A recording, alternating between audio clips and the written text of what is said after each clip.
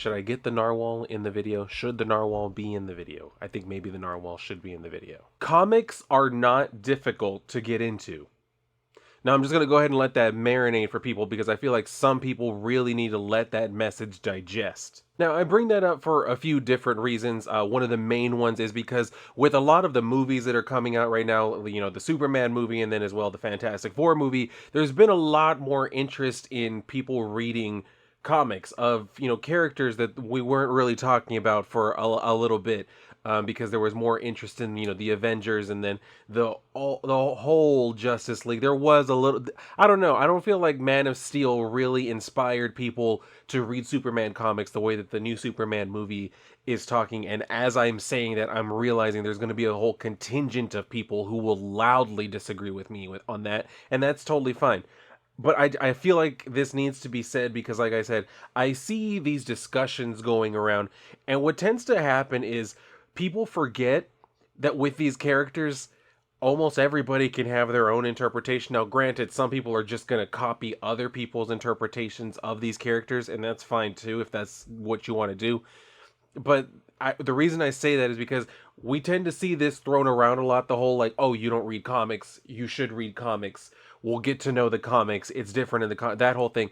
And yes, I agree that you should read the comics. But here's the thing: and I'm saying we because I'm not gonna sit here and pretend like I've never used it. I can't think of any specific times that I've ever specifically said something like that. But I'm pretty sure I have. I'm willing to bet that I definitely have. So having said that, that's why I'm saying we need to stop doing that kind of like purity testing thing because here's the thing. There are so many comics, and with some characters, they themselves have so many comics. It's impossible for everybody to have the same level of knowledge as you. So, like, it's great that you grew up you were born sometime in like maybe the late 70s, early 80s, and you grew up all throughout the late 80s into the 90s reading X-Men comics. And the X-Men, right? You know the X-Men better than anybody because you read every single thing you could get your hands on that was the X-Men. That does not mean that everybody else has read it the same. And that's not a reason to use that as a cudgel against anyone else, the fact that you have read all of that. Because the other thing is people might not be as interested in it as you are. That doesn't make them less of a fan, right? So, and especially when I'm talking about like characters with Superman, there are so many Superman comics. It would take you a long time just to read every issue of Action Comics that Superman has been in. It would take long enough just for you to do that, not taking into account also all of these solo Superman runs, all of his just like, you know, one-off stories. Then you also have the Adventures of Superman, just like different stories, basically an anthology series. You have all of these different things: Superman Unlimited, Superman Unchained, Man of Steel. You have all of these different stories. So to expect somebody to have the exact same knowledge of you or as you because you're expecting they've read all the same stories as you, it's not going to happen. Which is why I feel like we need to start broadening our horizons a little bit. And this is the other reason I brought this topic up. I was at a convention just a few weeks ago, and I happened to be there with my boyfriend and another friend, and he saw the comics. He saw me looking through comics, and he walked up and he was kind of absent-mindedly looking through some of them. He saw some of them that looked kind of cool to him, but he knew nothing about any of it because he doesn't really read comics. And he said it.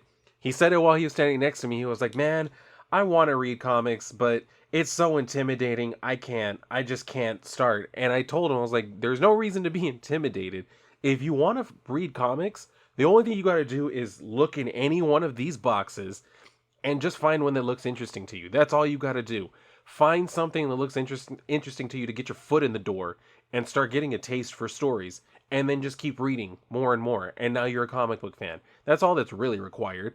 It doesn't require you to have read The Coming of Galactus in order for you to say that you're an actual Fantastic Four fan. If you read Fantastic Four comics and you've read every Fantastic Four comic you could find, then you're a Fantastic Four fan, and that's fine. Like, you don't have to have, especially because here's the other thing, and I feel like this is going to get lost as we continue moving forward into the future. Because I've seen this a lot recently, and it's great. I love that there are new people getting into this hobby, coming from either the movies or from TV shows or whatever, and they want to read comics because we've all done it, and they're doing it too. I'm seeing them doing the thing of they want to go all the way back. So they see the Fantastic Four movie and they're like, "Oh, I want to read the comics. I have to go all the way back to Fantastic Four number one," and they want to start reading there. I get that. It's a natural inclination because it's number one, right? That's where you would start, you would think. But again, it's kind of the same thing where it's like, well, you could read that one, or you could read, and that's kind of where, the meme comes up of like, well, if you want to read that, you could read this, or you could read that. You could do that. But that's why I'm saying, if you know you like those characters, then you just got to look for a book with their name on it or something that has them in it.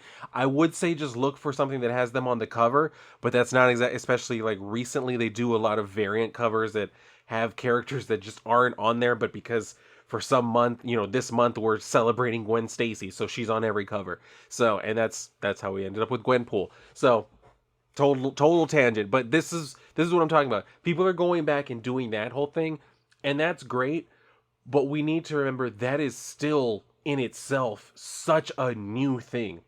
It wasn't a commonplace thing that when you were younger, if you found out that you liked, again, I'm just going to keep using the Fantastic Four, that you found out you liked the Fantastic Four, you weren't able to just go out and have access to literally every comic that has ever had them in it. You know what I mean? You were stuck to whatever you could actually find.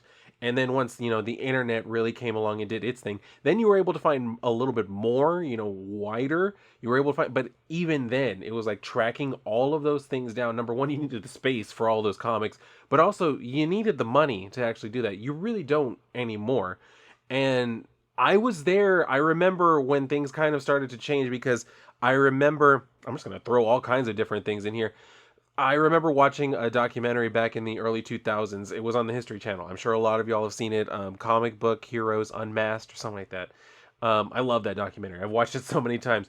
But I remember there was a section in there, like towards the end, where they're talking about like the coming of digital comics, and they kind of showed some examples of that, of people like using like the web browser, and they had like the pages flipping back and forth, which is pretty cool.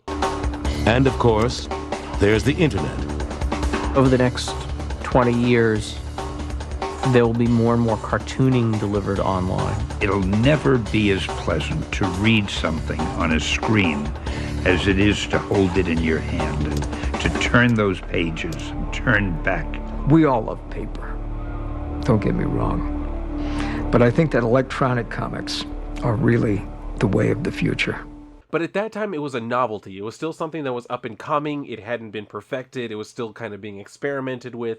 And over time, within like that time, when I was really getting into comics, when I got my foothold in comics, when I started actually, this collection that you see behind me, when I first started all of that was at that time. And that's why I was also there to be part of the whole like torrenting comics thing, which I think is making a comeback now.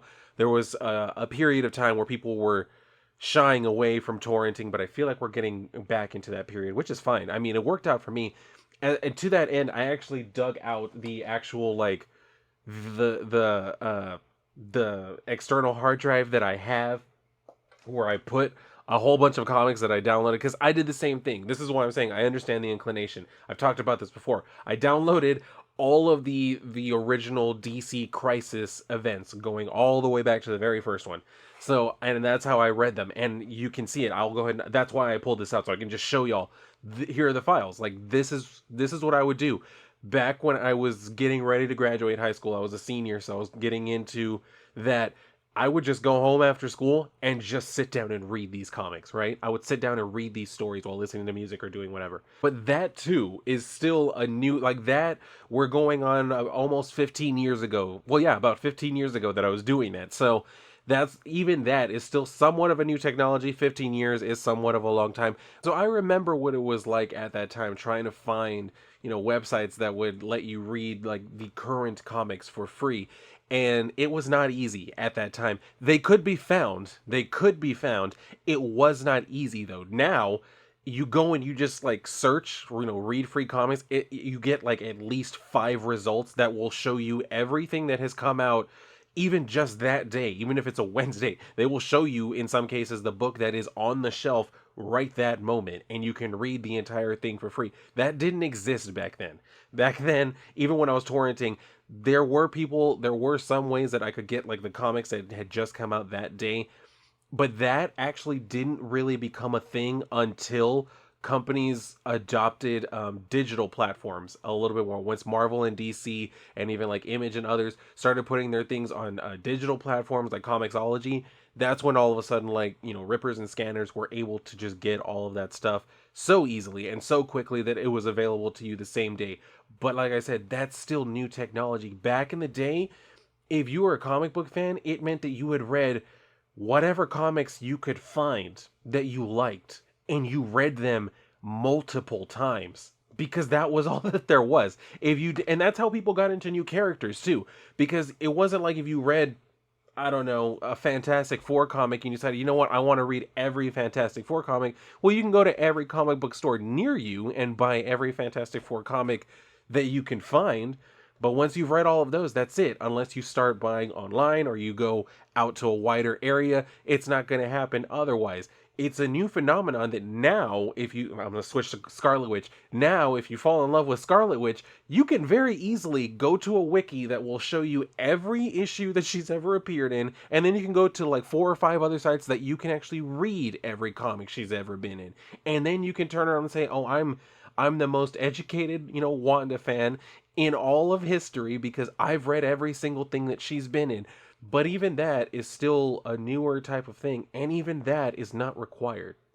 There are no requirements. I think that's the biggest thing that you should take away from this, that everyone should take away from this. Tell your friends who say that they're afraid of comics, there's no barrier for entry. There is no barrier for entry. No one's going to quiz you. Nobody should quiz you.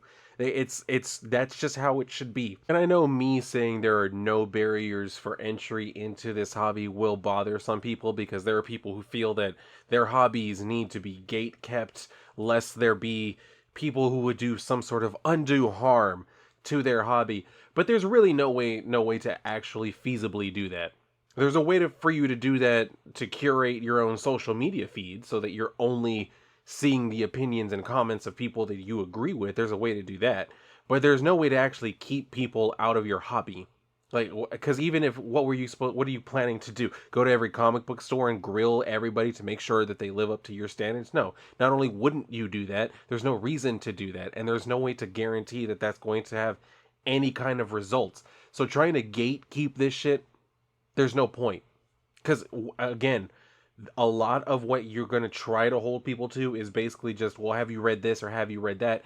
And there's no requirement for everyone to read the same books you do. We don't all share the same interests. That's why I kind of had to check my ego a few years back when I had the realization of like, oh yeah, that's right. Not everyone's going to read the stories I do because not everybody likes the stories I do, and that's fine. You know, for one thing, being a fan of superheroes, you get kind of used to people constantly shitting on superhero stories, which is fine because the fact of the matter is comics has so many other stories. It has horror, it has, you know, just kind of like thrillers, like straight up action type stuff, like Mission Impossible type stuff. You have like slice of life stories, you got all kinds of like adventure, just, you know, random type of stories. You got just all kinds of different things, comedy, like whatever you want, like cartoon. They have like comics based off of like Disney movies or like cartoons and stuff like that. Like there are all kinds of different properties. The Teenage Mutant Ninja Turtles have been going on for a very long time. So you have all kinds of different genres and types of stories being told with all kinds of tones and age levels that would be appropriate for people.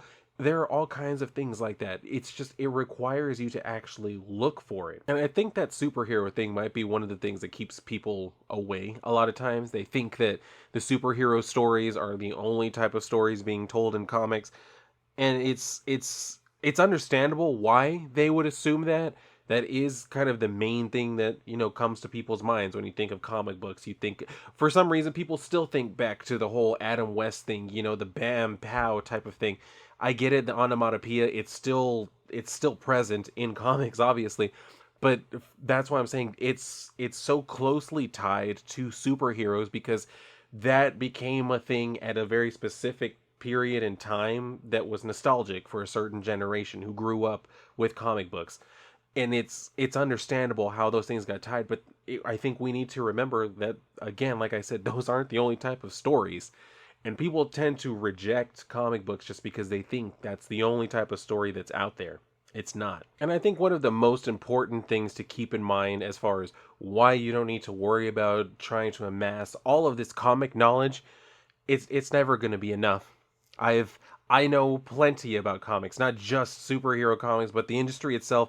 I've read a shit ton of these comics, and people will still tell you all the time that you don't actually know anything about comics. It's how it goes. You're gonna have to get used to that. Well, I say you're gonna have to get used to that, but you really shouldn't have to. Like I said, the way that it should be is everybody should just have this understanding that everyone's going to read whatever interests them the most, and they're going to read whatever they can get their hands on. If it sounds like an interesting story, then they'll read it. I do think that people should read more comics for sure, just to really get like an idea of how many different kinds of stories are out there, because I don't so many people do not seem to get, even a lot of people that I follow online who seem to know a lot about comics seem to miss a whole lot of things, and I don't know how. I don't know how, because I see these things and I'm thinking to myself, maybe I should just start doing videos to talk about, have you heard about this story? Have you heard about this story? Here's the plot. Here's why it sounds interesting. Because it seems like there are so many stories that come out and nobody talks about them, and then a year goes by and the collected trade comes out, and then finally someone reads it and loves it and says, why didn't I hear about this at the time? And I'm sitting there and I'm thinking to myself, I remember seeing that advertised, and I remember seeing it in stores.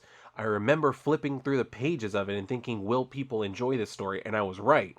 They did end up enjoying the story, but not until a year after they stopped printing the last fucking issue of it. So all of that to say, I love comics, I think you should love comics, and I think you should absolutely read more comics. Do not let yourself be intimidated by supposed know-it-alls online or in a comic book store, wherever it may be.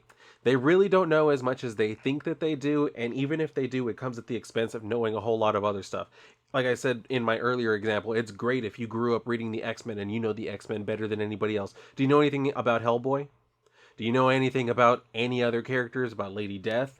Do you know anything about G.I. Joe? Do you know anything about any other characters, or did you just read the thing that you love? That's what I'm saying. You could spend a whole lot of time getting to know one particular character and miss out on so many other great stories because you tied yourself down to, I want to make sure I'm the ultimate authority on Scarlet Witch.